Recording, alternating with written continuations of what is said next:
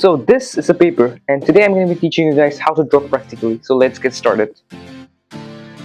So if you want to be good at drawing, you have to start off with the basic shapes, like drawing straight lines, zigzag lines, curved lines, circles, triangles, rectangles, curves, and many more.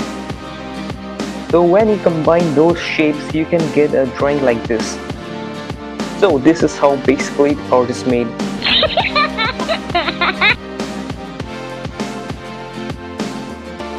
So you can download this app called Pinterest, where you can find variety of art preferences. So as you can see on this artwork, they have used simple shapes like circles, triangles, and lines. And you can try out by making a character like this.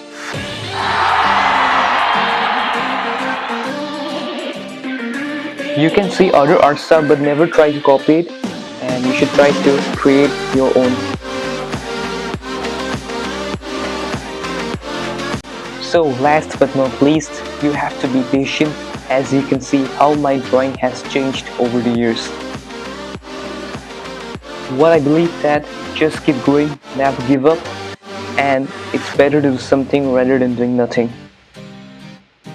If this video was helpful, then leave a like and subscribe if you're new. Bye, I'll see you in the next one.